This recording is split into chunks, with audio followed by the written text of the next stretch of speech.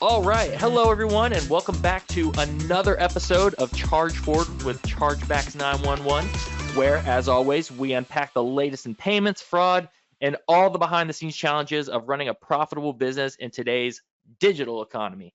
I'm Justin Clements, and today's episode is going to be especially valuable if you're in the restaurant industry or if third-party delivery is part of your business model. We're going to be walking through some of the hidden risks of working with delivery aggregators like Uber Eats, DoorDash, Grubhub, everything from costly disputes and missing orders to downtime that silently eats away at revenue, no pun intended. Luckily, I'm not tackling this issue alone. I am joined by Priyam Saraswat. He is the co-founder and CEO of Voosh. That is a company that's helping restaurants global, some with over 1,000 chain restaurants, helping them take back control of their delivery operations, helping them win more disputes, and turn what used to be losses into measurable revenue gains by clawing back some of those issues that lead to post-transaction disputes. So before we dive all the way in and get into this topic, I just wanted to check with you, Priyam. First of all, I want to say thanks for jumping on the podcast today. And really wanted to find out before we get into the disputes and data, I've got to ask, how did you get started in this particular space? Did you come from the restaurant side or the tech side? Can you give me a little bit about your background? Yeah. First of all, thank you so much, Justin. It's always a pleasure talking to you. And of course, the best part is that we have so many amazing restaurant operators watching this. So it's such a pleasure and honor to try and help them in whatever possible way. Talking about my journey, yes, you're right. I'm the right mix of being a restaurant operator and coming from a tech background. So I've run multiple tech startups before I stumbled upon Voosh. And during the COVID times, right, when COVID hit, we realized that the industry which suffered the most was the restaurant industry, because suddenly the business just slashed and almost went down to zero for a lot of restaurant brands. And that's when it struck that how can we actually go ahead and help these restaurant operators? So one realization was that the share of third-party business or share of online business in general has gone up significantly, and that's where we felt there was an absolute need to make tools which could help the restaurants realize the profit potential while doing business on online channels. And of course, substantially that share is on third-party channels like DoorDash, Uber Eats, and Grubhub. So in short, our tool helps the restaurant operators optimize the business on these platforms and become profitable on these platforms. So yeah, that's what we do in short. And yeah, I've been an operator myself. We were running more than 100 location virtual brand, and that's when we realized that how difficult it is to run business on third parties. Oh, wow. Okay. So you have firsthand experience and knowledge in dealing with these issues. That's interesting. Now, I know you've worked with that you currently work with huge brand name restaurants, but is there maybe even like a smaller, lesser known client that you have a success story that really sticks with you? Somebody who came to you completely lost, that you guys were able to get them back on track and help them out. Do you have a success story like that? Yeah, why not? Let's go back to the early days, right? One of the leading McDonald's franchisees, one of their flagship franchisees, more than like 80 plus locations, they were doing good business on third parties. It's not their volume was less, they were doing good business on third parties, and their share of business was somewhere around 20 to 23%, which is like close to a quarter of their business was on third parties. But they were losing money, like their P&L on third party was just losses. So, but unfortunately, it was a bullet which they had to swallow, because you need visibility, right? You can't just shut your 90 locations offline. You can't go offline on those 90 locations when it comes to third party, because you know that there's certain visibility, right? You can't just lose out on that branding. And that's the unfortunate truth of today's era, that most of the restaurant brands are actually losing money while doing business on third parties, but they have to be there for the sake of it, because there are so many eyeballs which are looking at that restaurant brand, right? So I mean, they came up with the problem statement that we are doing good in terms of absolute revenues or the share, but we are not making profits. And that's when we analyze into deep that, okay, this is where they are losing a big chunk of money, which is in the disputed orders. This is where they're not getting repeated orders, and this is where they're spending so much money on ads, but actually that is not being repeated, right? This is where they have a very, very big downtime. Their store was supposed to be switched on during the peak hours, but it was actually off. And we worked with them for around 5 to 6 months, and the story turned around, and they are fairly profitable on third-party channels now. Yeah. Mm-hmm. No, it's very interesting. All right, so given that you've worked on both the operational side in the restaurant industry yourself, and then now with Voosh sort of on the technical side, can you, in 3 words, describe what it's like to work in the restaurant industry? Can I use the F word? Yeah, I think we got a bleep button here that we can edit out. Difficult. It's honestly, I'll tell you, it's the most toughest job out there. I'm not kidding. I've seen. I'm friends with multiple people. I know friends from big tech. I know friends who are working in manufacturing, in fashion. I mean, and I have all my friends are entrepreneurs. I think running a restaurant, every one of you listening must definitely agree to it, that running a restaurant business is the most difficult job in this world, because there are 1,000 things you have to take care in a day, and no single thing can go wrong. Even if one single thing goes wrong, you go for a toss, right? Either your profitability will get compromised, your reputation will get compromised, your brand will get compromised. There's so many things which can go wrong. So you have to be on your toes 24/7, and you can't let go of a single thing. So I think that's the unfortunate, but I mean, it, Justin, how difficult it is, right? You work with so many restaurant brands as well. It is not an easy industry to work.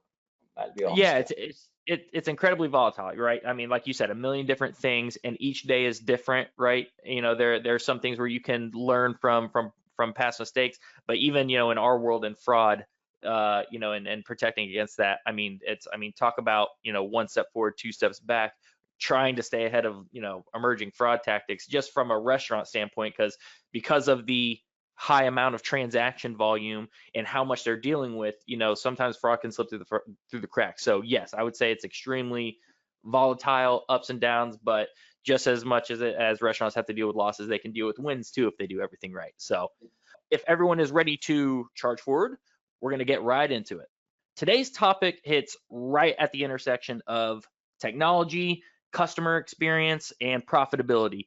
And this all revolves around the hidden risks of third-party delivery platforms, and also how automation and data can help restaurants protect themselves from third-party mishaps and just help grow their revenue overall when dealing with third-party delivery platforms. So we're going to dig into things like disputes, downtime, revenue leakage, and how exactly operators can take back control from delivery aggregators without losing the benefits that they bring. So if you've ever wondered, if you're a restaurant, why your item not received claims are spiking, or how to actually win more disputes when it comes to transaction disputes through third-party platforms, you're in the right place. So with that, let's go ahead and jump into it. I'd really like to set the stage with just a quick reality check and taking a look at some of the data points. Just taking a look at some of these today, we see that restaurants are losing up to 3.5% of revenue through disputes. And a lot of that loss comes down to chargebacks that they never had a fighting chance to win in the first place. Once you factor in downtime, which can eat up another 2%, you've got a constant drip of revenue that's walking right out the front door.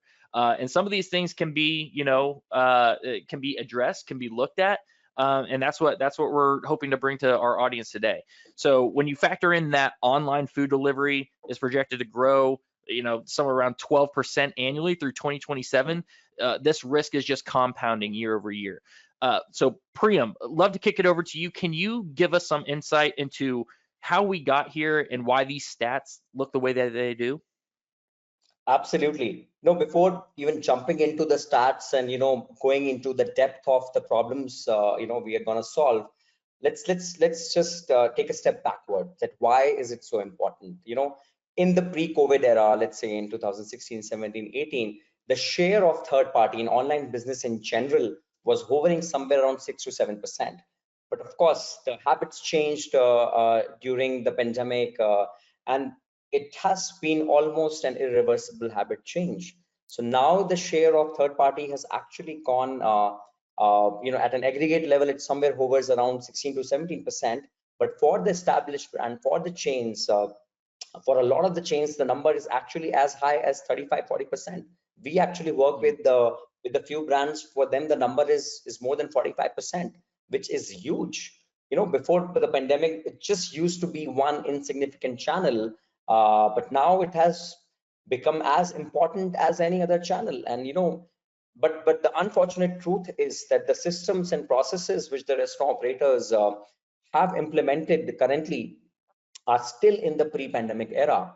They have not evolved, in the way they have been operating, and that's the one major issue which has led to them bleeding money on these third-party channels.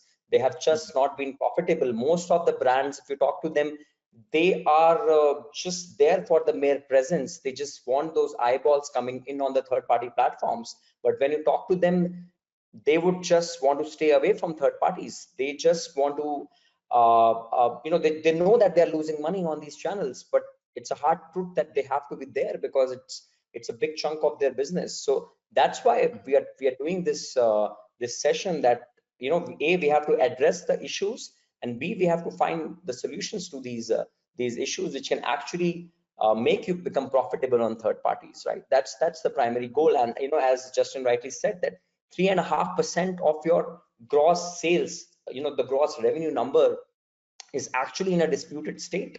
That money never comes in form of your payouts, never comes to your bank account, because some customer out there has flagged an issue with that order, right? With or without you being at fault, right? So it's a big number. Imagine the very thin margin you operate at. There are commissions, there are marketing and ads expenses, there are actual food and staffing costs, and after that you're left with a very thin margin. And imagine, out of that thin margin, the 3.5% is just gone. So even if you are running in a very optimized fashion, and you have a 12 to 13% or as a gross margin when you do business on third parties, imagine 3.5% is just gone, which means around 30 to 40% of your profit margins are just vanished because of this these chargebacks, which are filed by these customers. So we have to realize that this is one very big factor, that your restaurant is not making any profit, rather going into losses, right, because of the disputes. We are living in the new age where online business is a very significant part of your overall revenue, and it is growing at a significant pace, right? As I said, that aggregate number is around 16 to 17% right now, but I see a world in which this number can easily go beyond 30% in the next decade, right? So it's just not one channel for you to brand, for you to just get some eyeballs. It's a very integral and essential part of your overall business. And now is the time when you have to start taking this portion of your business very seriously. Otherwise you will just unfortunately eventually just die, just like 80 to 90% of the restaurant brands, right? So yeah, I feel this podcast will be very beneficial for those who are trying to optimize their business and who are taking the third party business very seriously. Yeah, and important to think of, chargebacks in the restaurant industry, just like chargebacks overall. The vast majority of them are either illegitimate disputes, or they're preventable. So definitely something where that 3.5% that can be cut down with the right proactive and reactive measures. But going into the third party platforms that you mentioned, these aggregators like DoorDash, like Uber Eats and Grubhub, like you had mentioned, they're incredible for reach, right? If you're a restaurant, you want to go to where your customer base is, but they also act as a middleman between the restaurant and the customer, right? So whenever you have that, especially when disputes happen, restaurants often find themselves at the mercy of these aggregators' policies, right? You lose that primary contact with the customer to fix anything, right? On top of that, you're going to have limited data access, the possible miscommunications between the third-party aggregator and the consumer, where your restaurant might be, in the eyes of the customer, might be at fault. And these disputes aren't just about fraud. They're often about, errors, missing orders, or even customer perceptions or misperceptions, right? So a lot can happen when you give up that control to these third-party platforms. Now, Priyam, for you and Voosh, from your perspective, what are the most common scenarios that you see where this middleman effect leads to disputes, and how do you go about helping restaurants navigate them? Yeah, I mean, so let me start with saying something which is a little controversial. I might get in trouble for this, but I feel the way these DSPs are designed, the way the systems are fabricated, they are just to confuse the restaurant operators so that they just give up and be at their mercy. I'm sorry, but that's the hard truth. Because if you talk about the way the data points are displayed, the way inherently the systems are designed, it is making the life of a restaurant operator very, very difficult. I'll give you some very, very small examples here, right? Let's say you are running a 10 location restaurant brand, right? And you are, of course, running on DoorDash, Uber Eats, and Grubhub. So there are 10 into 3 channels, which is 30 channels, right? Now they would give you a weekly payout report, right, which is very, very clumsy. It is almost impossible to make sense of that report. But imagine 30 into 4. So at the end of the month, when you are making sense of your financials, when you're trying to reconcile all the systems which you have in place, you have to actually go through 120 manual reports. Can you imagine 120 reports you have to go through just to make sense of a few orders which are missing, which are in the error stage, which are there in the POS but actually not in the payout, right? So there are so many discrepancies which could happen, and the way the systems are designed, they're so clumsy. It is just a black box out there, and you need so much manual effort to make bare minimum sense of what's happening. And that's when, not just, as I said, not just small and medium enterprises, but even a lot of big brands have given up, and they are just at the mercy of these third parties, because it's almost impossible to make sense of what's happening. There is no customer information, so you can't, as you said, that they are the middlemen, right? You can't go ahead and talk to your user that what has actually happened. You are at the mercy of their dashboard, right? And that dashboard is so clumsy. The processes they have designed are so bad that it's almost impossible to make sense of it, right? So, in short, it's a black box out there, and it is so much difficult to manually try and make sense of what's happening. Forget about optimizing. Even if you just want to know that what wrong has happened, or what where my money has just vanished automatically. It's showing that I should ideally receive $10,000, but I ended up receiving $8,500. Where are those $1,500 missing? It is so difficult to try and analyze that data point. So in short, that you just don't have control over that business. It's very, very difficult to get hold of that business and try and make sense of it, and analyze what has gone wrong, or where your precious money, hard-earned money, is missing. So yeah, that's where we are right now, and I feel the only solution is to go deep, to actually. Can you hear me? Yes, I can hear you. Okay, you just got muted for some. Oh yeah, I mean, your video was frozen. Yeah, you can hear me, right, everyone? Yep, look good. Okay, perfect. Yeah, so I was just saying that the short answer is that it's very, very difficult to make sense of what's happening on third parties. But as I said, there are solutions, there are ways, right? One is a manual way that you go and actually analyze these 120 reports, or you use an automation tool which is having their information flow sorted, which is on your behalf. That tool is actually going ahead and making sense of the data and giving you an intuitive dashboard as to what's happening, and doing tasks on your behalf, so that you don't have to manually take care of all these all these data points and reports. Yeah, and just from even from Chargebacks911 side, from a dispute standpoint, data is everything, right? It's our roadmap, it's our compass, it's what lets us know particular fraud patterns or gaps in policies, right? The data is everything to us. So to have a situation where you might see an issue and not have the data to tell, to be able to find a viable solution, that can be tough.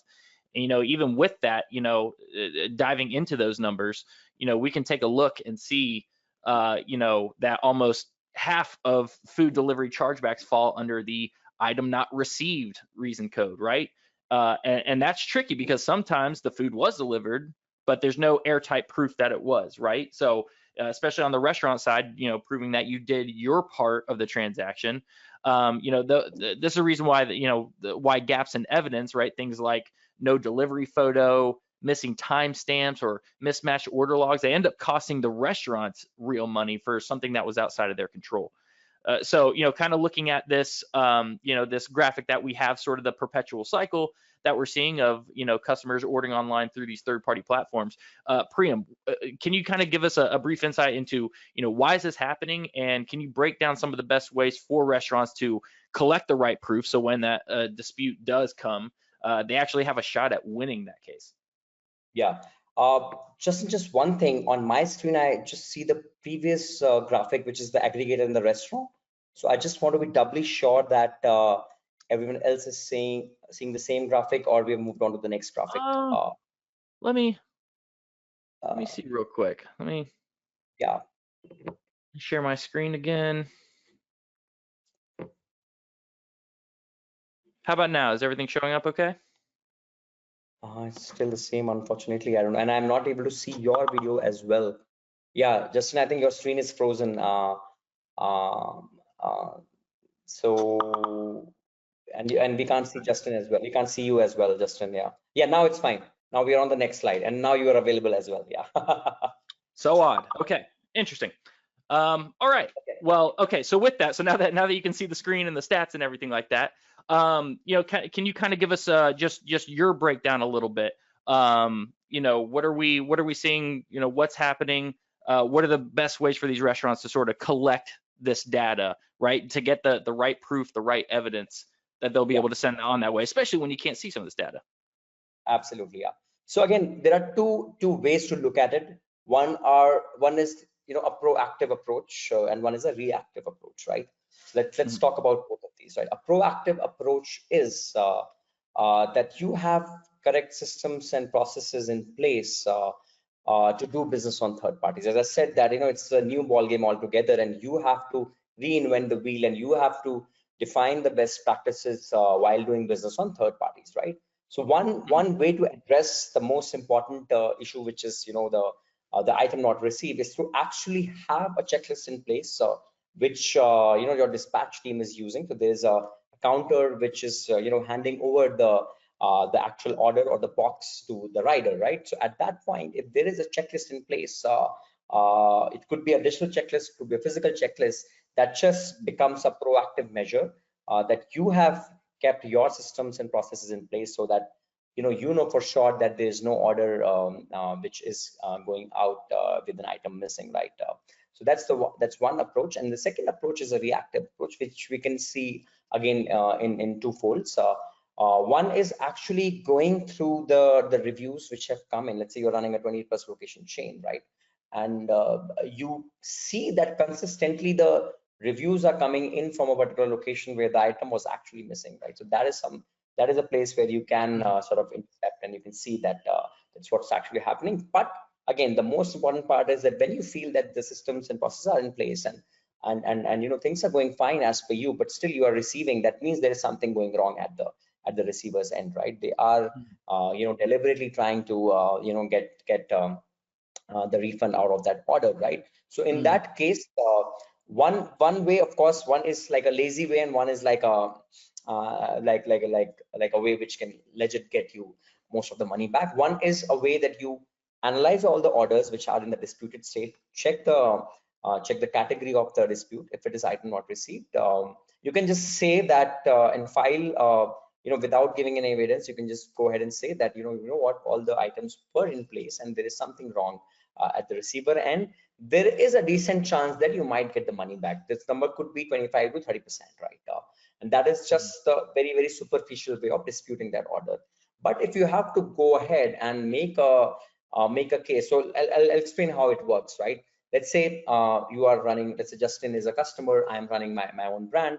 Justin ordered a burger, a fries, and a Coke from my brand. I dispatched from, as for me, everything was was dispatched properly, but Justin, just something happened, and Justin said that, what, I did not receive my Coke. The first thing which these DSPs will do is block the entire $25. Let's say it's a $25 order. The DSPs will block the entire $25, which was supposed to come in your payout, right? The first step you have to do is identify Justin's order, where there was a complaint placed, and then you have to go ahead and it's ultimately a court of law, and unfortunately the judge is the judge are the DSP, so they have to ultimately take the decision. But you are the lawyer, and you are presenting your case that, what, from my end everything was fine. And it's exactly like filing a case in the court of law, which is governed by the DSPs. Customer has already filed their petition that they want their money back, and the DSPs have blocked your entire money. So the onus is on you to go ahead and file a case and get that money back. So if you just file it very, very superficially, and you don't give any evidence, and you just say that, what, my order was there, they will go through all the and you don't put in any data point, you don't put in the you don't flag the timestamps, etc., and you make a very, very lousy case. There's a very low chance that you're gonna get the money back, right? But if you put a very, very strong case, put all the data points, from the previous data that what works in this kind of dispute, right? So if you're taking a very, very data-driven approach to file for that dispute, there's a good chance that you're going to get the money back. Otherwise, unfortunately, you might not get the money back. If you are able to put in, as I said, a checklist or a camera, like a photograph, which shows that there was, there were these 3 items in the order, there's a very, very good chance that you're gonna get the money back. Yeah, and we understand, like, as a restaurant, especially at particular times of the week or particular times of the day, right? You're inundated with orders. It's tough to take that extra step, right? But if we think about it from industry data, right? So 3.5% of these orders are being disputed, right? And if we see from Visa, up to 75% of all these of all chargebacks and disputes are for illegitimate reasons, right? So we take 75% of that 3.5%, we're talking somewhere around 2.8%. Is it worth taking that extra 10 seconds to make that checklist of the ordered items or gathering that evidence? Is that extra 10 seconds worth saving possibly 2.8% to your bottom line? For a lot of restaurants, it is. And it's just something that, for those restaurants on here who, may be wondering whether or not that they should do that, that's some of the financial impact that it could bring. So it's just something to keep in mind. Absolutely. Spot on with that, Justin. Yeah. So Priyam, kind of in line with all that, can you give us some examples of how automation is paying off, what this data can tell us, and how you think restaurants can use data and automation most effectively? Absolutely. And as I always say, that restaurant operators should just do what they're meant to do, what they're best at, like preparing the best quality food and delivering a top-notch experience for their customers, right? That's the only thing they should worry about, and leave the rest to automation and machines and AI, honestly, because that's the need of the hour. We are living in the 21st century, and unfortunately, restaurant operators are in many cases the last ones to use the latest technologies available. So I feel that there's only limited time, and that should only be used for preparing the best quality food and delivering that experience to the end customer, right? So let's take an example. As I said, that the way these DSPs are designed are inherently favoring the end customers. So the onus is on the restaurant operators to go ahead and do those manual tasks on their clumsy dashboards to even get the bare minimum money back, right? So if there is a tool available, and of course Voosh is one leading technology in this regard, that you can just go ahead and just set up your auto disputes, and in the background the system will just keep on running disputes and keep on representing you in the court of law, and we will make sure that the disputes are filed, and you are being heard the way you should be heard, and you are getting your legit share of hard-earned money. That's another dispute. Then let's come to financial reconciliation. As I said, that making sense of the financials on third parties is an absolute mess right now, because the data is somewhere hidden in the silos, in the hidden reports, and it's almost impossible to make sense of it. The finance teams are just, at the end of the month, it's a nightmare for them to manually collate all that information from those hidden dashboards. So, if there is a system which can automatically, gather the information from all those dashboards and present a very, very intuitive uh, data set in front of you, where you can just very, very intuitively analyze that, okay, these are the culprit orders and this is the segregation, these are the orders where this is the particular issue, this is the particular outlet where I'm actually missing these many dollars, and this is what it's showing in my POS versus this is what I've actually received in my bank account, right? That's where you can very, very easily analyze the information without going through, as I said, those 180 plus clumsy manual reports, right? So if there's a technology available to just gather that information and tell you what's happening across your business operation, nothing better than that, honestly. Yeah. So and there. I'm sorry. Where continue, Priyam? No, I was just saying, yeah, like even with, let's say, reviews, right? As I said, that it's so important for the restaurant brands to go ahead and maintain their reputation on third parties. But most of the brands, and I'm talking about the big enterprise brands we work with, before working with us, they were not responding to a single review, and they were losing on so much of their reputation, and the algorithm was treating them in a negative way, right? So if there is a technology which can respond to each and every review coming in your system, and you don't have to dedicate a manual bandwidth, I feel it's a no-brainer to go ahead and use it. Yeah, I mean, if you're doing that purely manually, looking at cases, taking a look at some of the nuances and what evidence needs to be submitted. I mean, sometimes for certain cases, we're talking 20, 30, 40 minutes of reviewing, submitting evidence, and closing that out, where, if you've got the right automation tools, I mean, you're taking this down to 2 seconds, right? If you're able to check out the reason code, or if you've got chargeback alert thresholds where you can issue a refund just, if it's under a certain transaction amount. That helps as well, because if you're looking at some of the back end costs, right, not just the transaction value being lost, but if you're looking at, if it turns into a chargeback, you've got chargeback penalties, you've got dings to your merchant account, which enough of those, you're paying higher processing fees. We're just talking about the manual labor that it takes. You got to pay somebody to take a look at that. And also that person needs to be up to date with all the card scheme regulations and rules to know what evidence to submit. It can be a lot and very time consuming, and time is money. So yeah, that's where automation plays a huge role, especially for, platforms out there who've really taken the time and have the experience to really hone that in, be able to segment that, submit the right evidence in a timely fashion. And again, we're talking seconds. And if you're dealing with thousands of transactions a month, you're going to see it impact your bottom line for the better. Can you kind of share with us, I don't know if you have any success stories or anything like that, but I'd love to hear about your experience with dispute management and automation and how it's completely changing the game for restaurants in particular. Yeah. No, again, first of all, thank you so much, Justin. And, I'll just come back to my previous point that the restaurants have just not upgraded their systems to cater to this big chunk of the business. And that's why, you see a very big logo out there, and one of their leading franchisees, more than 100 locations, before, being onboarded by Voosh, they were actually losing money on every third-party order which was processed. And it's a big brand we're talking about, like a legacy brand, big brand. But somehow, because of so much money, they had around 3.8% in of money being blocked in disputes. And just within 2 months of being onboarded live with Voosh, their win rate was around 85%. So imagine around 3% of it's a straightforward 3% jump in their bottom line, which is huge. And they were just able to flip the story, and they were making money on each and every order just within 2 months of being onboarded with Voosh. So as I said, that there are all these small leaky buckets which you are just trying to fill in, and just trying to make sure that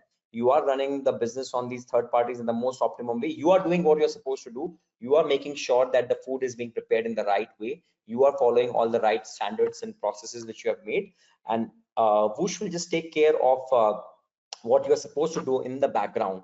You're filing the disputes in the right way. You are following all the norms which have been devised by the third parties. You are upgrading your systems and algorithms to make sure you are filing the case in the right way, right? So I mean, it all sums up. These are small things, as I said, small levers responding to each and every review which is coming in within just 3 hours, right? So these are small levers which not only get your profitability on track, but it just overall improves the health of your business, right? Make sure that your organic ranking is going up every single week, making sure that your return on investment on the advertising dollar is high. So imagine you are spending $1 in advertising, but you are only getting a $2 of revenue in that. Your advertising ROI is just 2x, which is fairly bad.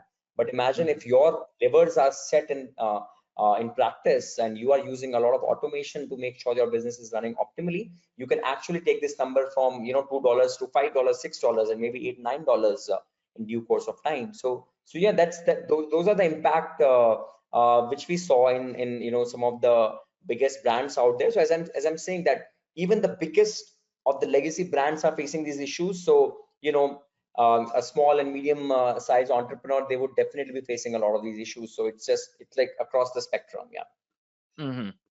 Yeah, and just to sort of encapsulate, because I know we went over a lot for for these restaurant businesses and how these third-party platforms are affecting them. Just to wrap it up. So obviously disputes aren't just an unavoidable cost of doing business, right? There are ways to prevent. There's ways to manage. There are ways to even fight back against ones that are illegitimate. So it is controllable, even if it doesn't seem so. It is controllable. It's a measurable problem if you can get the data.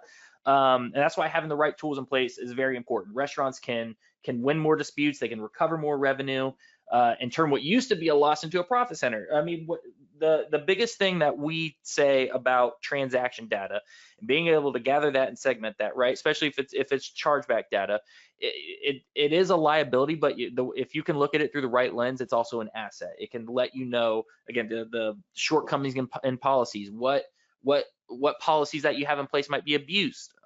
It can help alert you to emerging friendly fraud tactics that are coming about. There's a lot that you can dissect just from being able to look at the data, but it's all about gathering that data in the first place. So there's no better time than right now to get on board with this. We're seeing that there's growth in the third-party delivery app market year over year. So it's only going to grow. And again, if you're a restaurant, you want to go to where your customers are, especially if they're looking to order from home. So, automate the fix, know your risk, boost your trust and consistency so you can turn those customers into loyal repeat customers, and make sure you're tracking the right metrics. So, again, Priyam, thank you so much for running through this with us. I know we got about 9 minutes left. I definitely want to hop into the Q&A portion real quick. So we'll take a look at some of the questions that were submitted, and we'll hop right in. We'll see if we can answer as many as we can with the time that we got left. All right. So the first question comes from Sean. And Sean asks, how can small independent restaurants compete with big chains when it comes to dispute defense? Obviously, we kind of just touched on it with the last 3 or 4 slides. Automation, right? If you're working with, if you've got a lower workforce than that of the giant corporations, right? You're going to have less time to be able to dedicate to manual reviews. This is where automation kind of puts you on the same level as some of those bigger restaurant operators, right? So that's one way to compete with them. Priyam, from your firsthand experience, would love to hear some of your strategies, tactics. How can these smaller independent restaurants compete with them when it comes to dispute defense? Yeah. First of all, thank you so much, Sean. Great question. And I've been asked this question multiple times, and as Justin said, the right answer is automation. But I'll tell you why. Because you only have limited time and resources at your hand, being a small business operator. And you have to follow all the best practices, right? You have to make sure you're filing the dispute in the right way. You are making sure that all the key data points which are necessary to make the case, as I said, that you are your own lawyer, right? And if you are not having a good lawyer at hand, there's a very good chance that you're going to lose the money, right? You're not never getting the money back. If you are in most of the cases, you just forget to make the case, right? The money is just lying out there and it just expires. And after a month, you are not eligible to file for the dispute. That money is just gone, right? So the first thing is that you have to collate all those orders and file for the dispute. And then the second part is how prepared you are to file for the dispute, right? How prepared you are for that case. How many data points are you collating, right? So, I mean, see, the best way is to use the best lawyer, use the best tool out there. Yeah, if you are automating it with a tool like Voosh, nothing better than that, because it just saves you thousands of hours and just brings you at the level playing ground with all those big brands. Yeah. Yeah, saving you time. Time is money. Money is growth, right? To break it down that simply. All right, our next question is from Malik. Malik asks, what's the most effective measure restaurants can implement today to reduce item not received claims? I'm going to let you handle this one, Priyam. Yeah, what's the most effective measure they can take to reduce item not received claims? Again, as I think I covered this in a very, very brief manner, that the best possible way is to be proactive about it. As I said, you have to upgrade your systems, and at the dispatch area, if you have a check somewhere, where there is a checklist, and you are actually making sure that if there were supposed to be 3 orders in the box, you are actually dispatching 3 orders, and there's a checklist which is marking all those 3 orders. And once you have that, when the customer is complaining about the item being missing, you know for sure that the customer is bluffing it, and then you have to just go ahead and file for that dispute. If that dispute filing, you are actually putting an evidence in form of a CCTV footage, like an actual snapshot of the CCTV footage with all those 3 items, or a checklist, it just enhances the probability of winning that case, right? So at Voosh, we actually integrate the CCTV at the dispatch area, and we give the CCTV from our end, which is just a 5-minute process to just put that camera there at the at the handover area, and we were just sorted, right? So of course, one proactive measure is to actually have that process in place so that you know for sure that there was no mistake at your end. And when, even if the claim happens, you just need to be filing it, and you will there's a very high chance that you're going to receive the money back for that dispute. Yeah. Yeah, and that's interesting and very useful for you guys as a partner to be able to provide that avenue of gathering that kind of evidence, because that's definitely huge. How do you the disputes are it's a funny area because it's one of the only instances that I can think of where the merchant is guilty until proven innocent, right? So Yes. you've got to make sure you're gathering evidence before an issue even happens, so when it does, you have everything that you can submit. So I find that interesting that you guys provide that for your clients to be able to gather that, because how do you prove that an item was delivered as ordered, right? So that's a huge piece of evidence to include. And there are ways to automate that evidence as well, as I said, right? You just need to you integrate with the software, and it'll automatically file for that dispute and file with an evidence. Yeah, that's huge. All right, our next question comes from Ian. Ian asks, how do you recommend handling disputes where the aggregator claims the order was delivered, but the customer insists otherwise? All right, so we have the third-party app and the customer, one saying it was delivered, one saying it wasn't. How does the restaurant deal with that? What do they need to do? Yeah, again, in this case, of course, that if you have handed over, right, if you have actually delivered and handed over to the rider, and you have the timestamp of the order being handed over to the rider, and as I said, some form of an evidence, you are very much safeguarded. In this particular case, there is one small caveat though. I'll tell you what's the caveat, right? If in case you have prepared the order and the DSPs know for sure that there was some issue with their rider, right?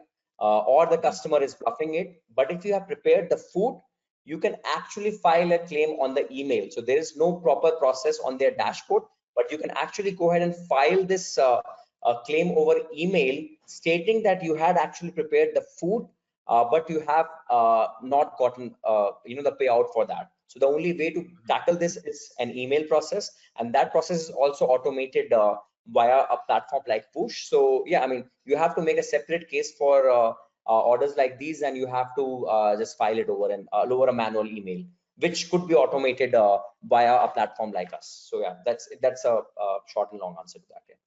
All right, automation. This one comes from Laura Ann. Laura Ann asks, how does automation handle situations where multiple platforms report conflicting order data? Okay, that's interesting. Multiple platforms reporting conflicting order data. How does Voosh help with that, Priyam? If I'm understanding the question right, it is around the data discrepancies, or you are not able to make sense of the reports, and you're not able to match it with the aggregator data. If that is the question, you're spot on. There are issues that there are certain orders which are not correctly flagged in the aggregator, but the actual story is different? If that's the question, the only answer to it is trying to put all the orders on the left side in your system versus on the right side what is actually reflecting in the payout, and trying to match the discrepancies. That these are the 5 orders where the actual discrepancy is lying. There are multiple ways there could be discrepancies in the data. One is that the order is just absent. The other could be that the state of the order is different, that it's showing cancelled here but showing fulfilled there, right? So these are the type of discrepancies, and the only way to do it manually is to just dump everything in an Excel sheet and trying to make sense of it. And of course, the better is automation, which could just flag out that these are the actual discrepancies in DoorDash, Grubhub, and Uber Eats, and these are the particular orders, and these are the culprit outlets.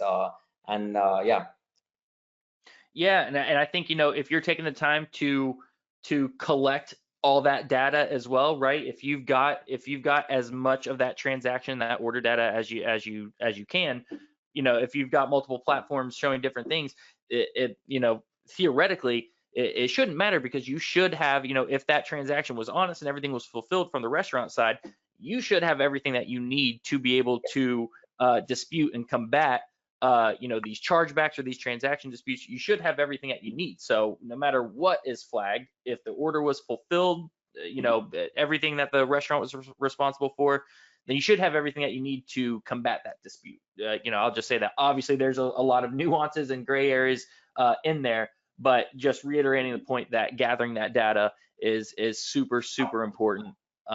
It can help you out no matter what any of these platforms say, if you've got your bases covered. All right, this next question comes from Farah like faucet. She asks, for restaurants just starting with automation, where should they focus first? Disputes, downtime, reconciliation, or reviews?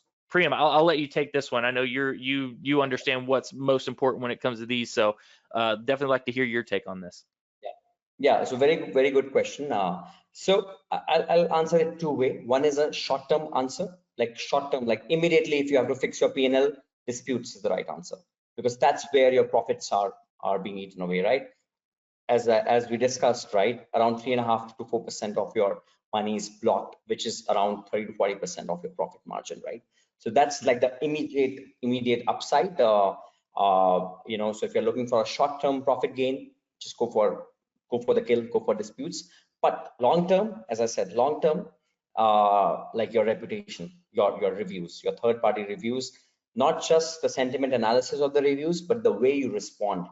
Are you diligently responding to each and every review which is coming in, and not just responding, you're building that loyalty which we talked about? Are you giving that coupon code, so which could be redeemed only at your store, right? So short-term disputes, long-term reputation is the answer. Perfect. I couldn't have said it better myself. That's fantastic. All right, diving into our next question. This one comes from Simone. Simone asks, how do you prevent chargebacks from repeat offenders without alienating good customers? So I'll kind of weigh on this just a little bit. So how to prevent chargeback from repeat offenders? There are data points when it comes to disputes that you can be sure to look at. I mean, this is everything from IP addresses, repeat emails. We're looking at certain credit and debit cards. All these things can be flagged. Now, for those professional criminals that are out there, some of them have mastered changing up their emails, having a VPN, you know, an IP address randomizer. Some of them have really honed in on this. So looking at some of all the transaction data that you're able to gather, there is a way from gathering all this data that you can take a look at some of these red flags and these different patterns to be able to flag those. Another part of that is being able to look into your fraud filters and what those parameters look like. Now, you got to strike a balance between you know, not having too strict of fraud filters, but not having too lenient of fraud filters, right? If you have too strict, you're going to have false declines. You're turning down good transactions. Too lenient, you're going to let those fraudsters in. So yeah, Priyam, would love to hear specifically from, you know, the restaurant side of things. No. See, Justin, you're spot on with that. But the issue with third parties is that you actually do not get the customer information. You will never get access to the customer phone number, email. So it's literally a black box out there, right? You would actually never get to talk to the actual user and understand. So you have to find out proxies. Now, one very important proxy here is the customer ID. So when you analyze the orders, there's a customer ID, and you can map it to the customer ID, and you can find out a repeat offender. That's one hack to it. The second way which is a bit reactive, is having your evidences and your processes in place to file for the disputed money, and you can actually flag that customer ID and make your case. As I said, that you are the lawyer in this case, right? In this case, and you have to make sure that you are putting in that customer ID, putting in the offenses which have been done by that particular customer ID, and giving in some form of an evidence from your, and it could either be a checklist or a picture. And if you are able to present the case in this way, there's a very high chance that you are going to get the money back from the DSPs from that offender, and there's a good chance that the DSPs will prefer you going forward. So going forward, if an offense, if offense is made by this particular customer ID, again, there's a good chance that you might automatically get the money for that order in future. So just take care of things. Yeah, it's an interesting differential between, if you're a merchant dealing with the customer yourself, and again, going through these third-party aggregators, that's an interesting hurdle to have to try to get over. So that's a very good point. Thank you. All right, our last question comes from Scott. Scott asks, is it worth investing in dedicated staff to manage disputes, or is automation a better option? I mean, I'll just really quickly say, it really all depends on your business. It depends on your industry, the product or service that you're selling, what your sales volume is. There's a lot that goes into it, but I think we touched on it earlier in the episode. It's all going to come down to, can you manage it? Can you stay up to speed with the disputes that are coming in? Can you, do you have the personnel, the resources to deal with that? And also, how much is it cutting into business development, all the time and resources that you're spending on that? So Priyam, I'll let you go dive deeper into that, but yeah, would love to hear it from your. That's the, from very first principles, that's the answer to it, right? It's of course to each its own. But see, the end goal, I feel, for every restaurant operator should be to do what they're supposed to do the best, which is preparing the best quality food for the end consumer, right? You should dedicate most of your bandwidth there, is one question.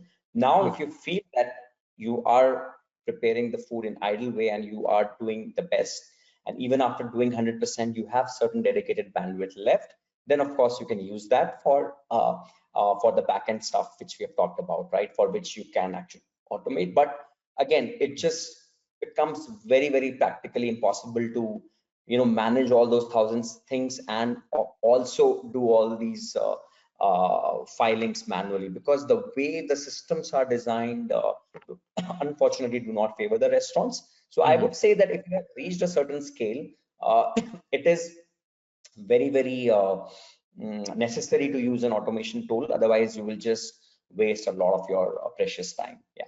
Yeah, I mean, we're talking, some cases, depending on some of the evidence they have to gather, it can take 20, 30, 40 minutes, and if you're using an automated tool that even goes as far as submitting evidence for you, we're talking about seconds of submitting evidence and clearing up a case whenever it pops up.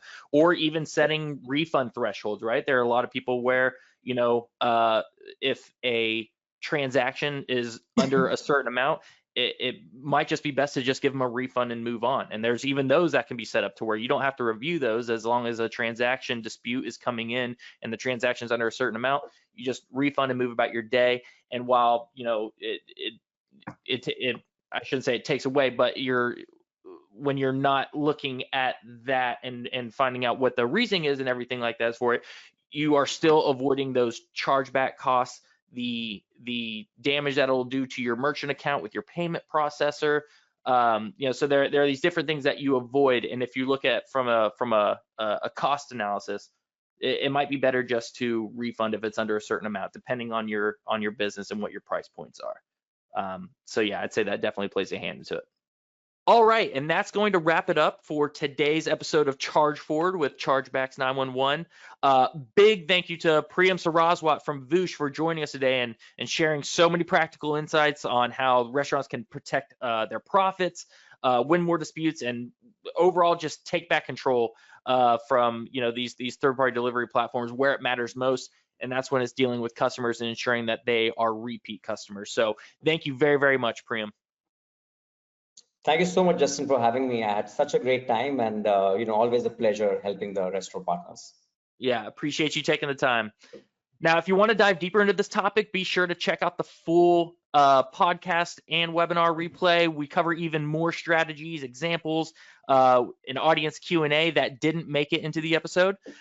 You can find it at chargebacks911.com or in the notes later on. We'll be sure to follow up with everybody who attended the webinar as well, and then we'll get them all the information that they need for the podcast recording.